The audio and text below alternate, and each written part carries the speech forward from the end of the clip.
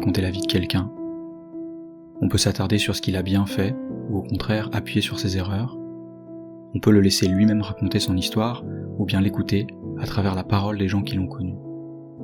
Au final, ce qui compte, c'est que chaque version de cette histoire soit unique d'une manière ou d'une autre. On va forcément y retrouver un cadre ou une trame commune, mais ce qui m'intéresse le plus, ce sont justement les zones d'ombre et les désaccords. Et je pense que c'est souvent là que se cachent les détails qui font les belles histoires. Il y a quelque temps, j'ai fait des recherches sur les occidentaux connus qui ont pu vivre ou travailler au Japon au cours du XXe siècle. Ça pouvait être des artistes, des diplomates, des chercheurs ou simplement des gens curieux et passionnés. L'idée, c'était de comprendre comment leur perception des choses pouvait évoluer au contact d'une culture différente et surtout ce qu'ils avaient pu en dire. Et puis, si ces histoires ont plusieurs versions, je trouvais ça intéressant de voir comment ces rencontres avaient été perçues du côté des Japonais. Est-ce qu'un échange a vraiment eu lieu au point de laisser une trace de leur côté de l'histoire, ou alors est-ce que c'était davantage une rencontre à sens unique? Parmi toutes ces histoires, une a vraiment retenu mon attention. Elle concerne un couple d'Américains, Antonin Raymond, un architecte d'origine tchèque, et Noémie Raymond, une artiste et designeuse d'origine française, qui ont tous les deux fui l'Europe juste avant le début de la Première Guerre mondiale. Ils vont d'abord s'installer à New York, et juste après la guerre, vont partir au Japon pour superviser la construction de l'Imperial Hotel de Tokyo pour le compte d'un grand architecte américain, Frank Lloyd Wright. Cette expérience va profondément les marquer au point qu'ils vont monter leur propre agence d'architecture et s'installer définitivement à Tokyo en 1923. Cette histoire, elle est vraiment belle parce qu'elle raconte comment Antonin et Noémie vont passer leur vie à travailler avec et pour les Japonais. Ils feront d'ailleurs partie des premiers Américains à revenir au Japon après la Seconde Guerre mondiale. Ils aideront activement à la reconstruction du pays tout en formant une nouvelle génération d'architectes japonais au sein de leur agence qui est d'ailleurs encore en activité aujourd'hui. Il y a plusieurs personnes qui ont tenté de retracer la relation et le travail de ce couple, et si vous êtes un peu sensible à l'architecture, au design ou tout simplement curieux, je vous conseille d'aller y jeter un œil, c'est vraiment une chouette histoire. Le problème, c'est qu'à chaque fois qu'on parle de l'histoire d'Antonin et Noémie, on passe assez vite sur la période de la Seconde Guerre mondiale.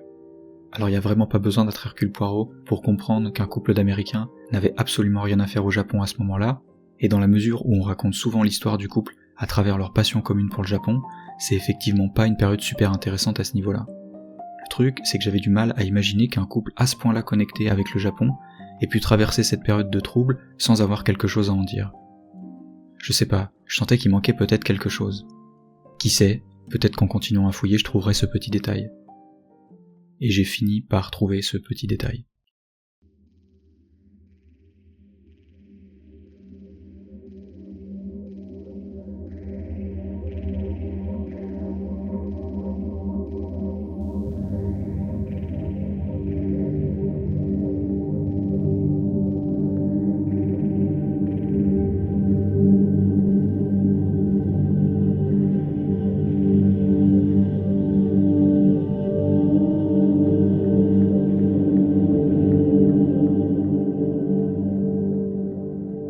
Comme beaucoup d'architectes pendant la guerre, Antonin a dû s'adapter au contexte de son époque.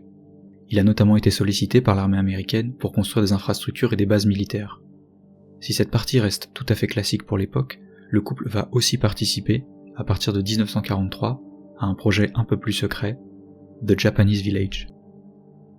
La commande elle est assez simple, reproduire à l'identique 24 logements japonais typiques afin de former un village factice dans une zone militaire de l'Utah. À cette époque, l'armée américaine va réserver une partie du désert pour y tester différents types d'armes chimiques et biologiques.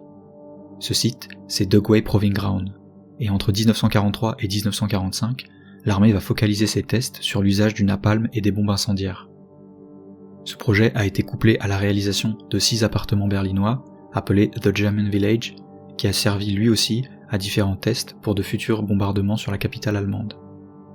L'objectif, c'est d'être au plus près des conditions réelles. C'est horrible de dire ça comme ça, mais bombarder Berlin, c'est pas la même chose que bombarder Tokyo. Et ça, l'armée américaine l'a très bien compris. C'est précisément pour ça que les connaissances du couple Raymond vont être une ressource précieuse pour l'armée et qu'elle va demander à Antonin de dessiner les plans de ses habitations. En parcourant les rapports de l'époque, on se rend compte à quel point rien n'a été laissé au hasard. La taille des rues, la structure des habitations, les méthodes de construction, les essences de bois utilisées et leur taux d'humidité, ainsi que l'intégralité du mobilier intérieur de l'époque. Pendant 2 ans, ce village va être détruit, puis reconstruit de nombreuses fois. On va relever, noter et analyser ces résultats pour que le feu soit le plus dévastateur possible. Ce qu'il faut bien comprendre avec ces expériences, c'est que dès le départ, la cible est clairement identifiée. On vise pas des usines ou des infrastructures militaires, mais bien directement les populations civiles.